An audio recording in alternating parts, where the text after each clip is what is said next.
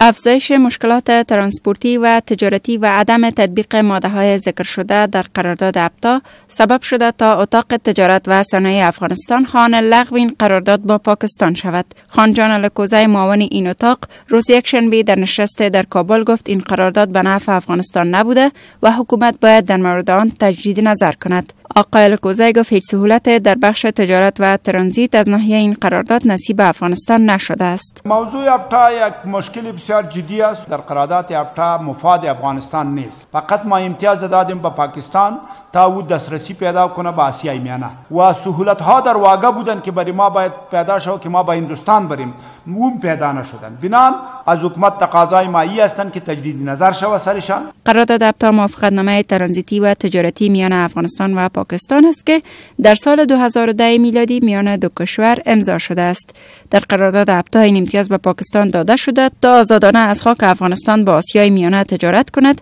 در این قرارداد به افغانستان نیز اجازه داده شده تا تاجرانش کالاهای تجارتی خود را تا مرز هند در بندر واگه انتقال دهند، اما اجازه ندارند تا مستقیما کالاهای تجارتی خود را به هند ببرند و از آنجا کالاهای هندی بارگیری کنند. خواست تجدید نظر در رابطه با قرارداد ابتا پس از آن مطرح شد که به گفته اتاق تجارت و صنایع مشکلات ترانزیتی افغانستان با پاکستان افزایش یافته و در حال حاضر 300 لاری کالاهای صادراتی افغانستان به شمول میوه تازه از یک هفته به این سو در بندر تورخم متوقف ماندند.